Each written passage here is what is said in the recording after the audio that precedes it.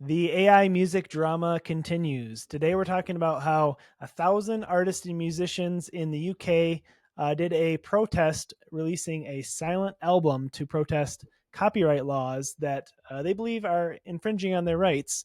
To basically, AI is training off of their music and they don't appreciate it because they're not being compensated for it. So, we're going to get into that. But before we do, Jaden, why don't you tell them about our school community?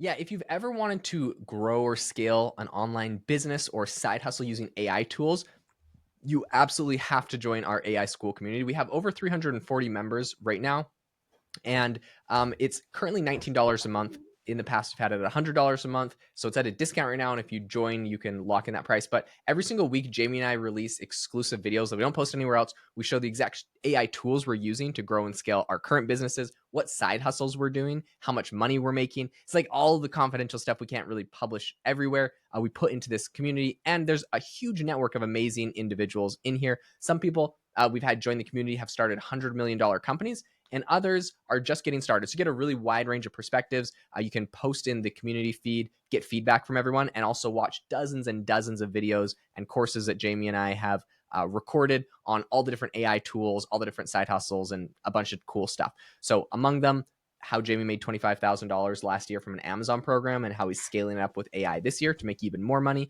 How I've become an AI consultant for companies and how I have friends that make a lot of money doing this, and just a lot more, including marketing growth hacks to help grow your company with AI tools. So you can check it out. The link is in the description. We would love to have you as a member of the community. But let's get into what everyone is protesting today.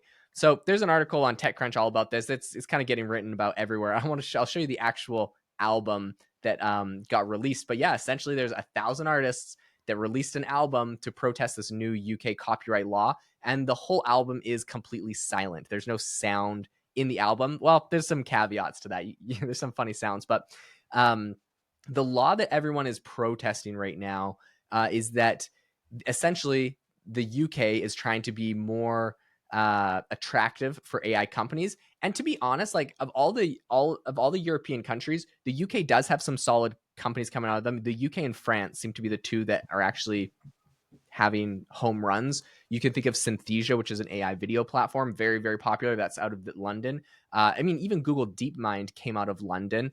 And then you have companies like Mistral coming out of France. There's a bunch of French companies. So French and UK, these are the two European ones that seem to be sort of in the race. But what's interesting is because of all of the AI, the EU AI laws that have been passed, it's really tricky for AI companies in the EU to like really compete. But because the UK did Brexit and they're not part of the EU anymore, they actually don't have to follow those laws. So it seems like they're trying to flex some of that independence and attract AI companies to them, which might actually work. So this is the new law that was proposed. I don't want to get your take on it, Jamie, but the proposed changes would essentially let developers train AI models on artist content that is found online. They don't need any permission. They don't have to pay them unless a creator has actually gone out of the way and opted out of this. Then you're good to train on it. Now, I know there's going to be all sorts of debates on both sides of this. I'm curious what your take on this is, Jamie. Yeah, I mean, this is really interesting because, back I would say a year ago, maybe one of our side hustles we were talking about is, in the future you're going to be able to make money by helping train AI models with your data. So, with your voice and different things like that. But what has happened over the past year, it seems like, is that people are just taking it for free off stuff on the internet, and it's I can see how you would be upset, especially as an artist. I actually a few weeks ago got a notification from YouTube because I have a YouTube channel, and basically they asked, "Hey, can we train AI models? Will you give us permission to train AI models off your videos?" And I was like, "No, of course not," Did they because offer any compensation for it? no compensation. It was basically just like Oh a yeah. permission. So I was like, I'm not Yeah, why gonna. would you opt into that without Yeah, compensation? exactly. Just to be nice. Yeah. So I kind of knew knew what they were trying to do. I'm guessing there's a lot of people who don't really realize that they're basically giving away their all their stuff to train these AI models, which will eventually be able to mimic and replace them. So I definitely see where the frustration is, especially in the music space, because I feel like that one is getting shaken up faster than anything else because you can make some really good AI music these days. Yeah, 100%. So I got a couple thoughts on that. The first one is that, of course, this is all probably in response to Suno. There's a couple other, but Suno, in my opinion, is like the best AI music generator. This thing is really good. I've made a ton of music with it for fun, haven't made anything serious.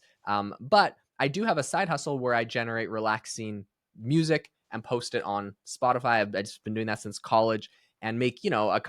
I used to just have to pay my friend to play relaxing piano music for an hour, and I'd chop it up into songs. And now something like Suno, I don't have to, bother him to do that anymore.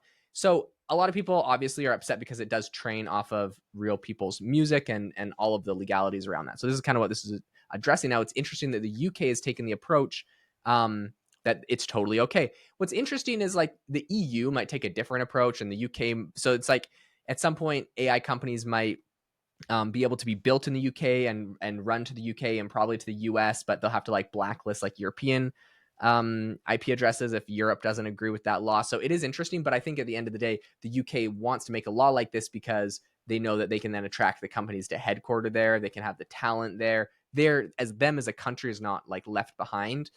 So I think like I understand where they're coming from that. But what is the protest? And I know probably a lot of people listening will have a different opinion on than me on this, and I respect that. But yeah, whatever. I'm not like a super musically talented person. I've always wanted to be. I just don't feel like I am. And so when I have these AI tools, I'm like, oh, this is cool. I can be more creative. If you're really musically talented and you can just do this all from yourself, like from scratch, which by the way, my wife can. She refuses to use anything AI. She's like, no, I just want to do it all myself. She taught herself to play cello last week so she could put it as the background in like a song. So like, she's very talented musically. I'm just not that talented. And so I can understand if I was that talented, I put a lot of effort into it, like being upset about the AI situation. But because I'm not, it upsets me a little bit less. I don't know if that, if how you feel about that, Jamie. No, I get it. I get it. It's, you take pride as an artist in what you do, and if you see it, being a cheap knockoff, you're gonna be a little upset, I would say. 100%.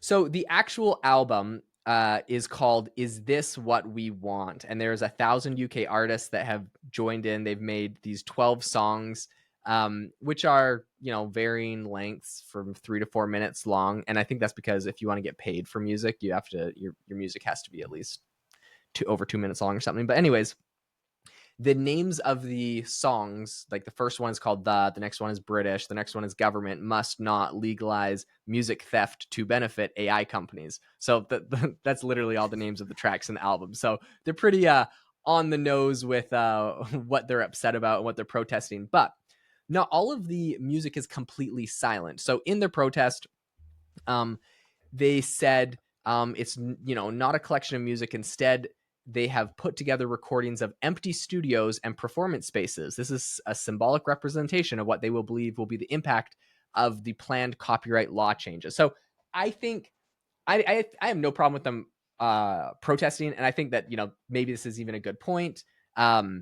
Whatever, but I do think that it's a little over the top to say like this represents the empty music studios. Like no one's going to create music anymore. Like I, for one, if I know music is generated by AI or it's generated by a real person, I'm going to pick the real person. I can tell the sound difference. I'm not going to stop listening to Johnny Cash because some AI tool can make an artificial Johnny Cash song. Like I think it's absolutely ridiculous. So yeah, no, I don't think that it's an actual I don't think it's an actual threat. But I mean, a lot of big artists joined in this whole protest. You had like Hans Zimmer, Cat Stevens, tons of other big players, so big artists. So I mean, I do think this is funny, but I think that in particular is over the top. Now, what I will say is Hewitt Jones described what he added to the music. He said, quote, "You can hear my cats moving around. I have two cats in my studio who bother me all day when I'm working." So he just recorded his studio silent, but like you could just hear his cats in the background. Anyways, so that's kind of funny. It's not perfectly quiet. I guess you can listen to some cat ASMR if you want to listen to Hewitt Jones's track on the album. I don't know, Jamie, is this Yeah. overblown? Are studios going to be completely empty after AI takes over? Well, I mean, here's the other thing is that, obviously they're saying you can opt out of this, but how exactly do you opt out and get on the opt out list? You know what I'm saying? Like, Mhm. and, even if you do opt out, it's been already happened tons of times with AI models already, but it's going to get trained on anyways. If you have stuff on YouTube, if you have, I don't know where your stuff is, if they want to train on it, they will find a way to get the data. I mean, and how do you really prove that they did train on your song? So it's it, yeah, frustrate. I feel their frustration, but at the same time, this is kind of the way things are going with. I think every trade or everything is going to be affected and changed by AI. But I would agree. I still would choose to listen to a real human's music. I mean, I've already heard like some like Justin Bieber AI stuff, and Justin Bieber, being a pop star, you would think it'd be pretty easy to replicate, but it's just not the same, and you can tell. So maybe someday you won't be able to, but for now, I think the real artists are still going to be the winners, especially with the creativity aspect of it. So Percent. Hey, if you enjoyed the episode today, it would mean the world to us if you would leave a review on Spotify or Apple or wherever you get your podcasts. On Spotify, it's the About tab, and on Apple, you can hit some stars and drop us a comment or a note. We really appreciate all the reviews. And if you're interested in growing and scaling an online business with AI, or any business with AI, check out the AI Hustle School community. There's a link in the description. Thanks so much for tuning in, and we hope that you all have an amazing rest of your day.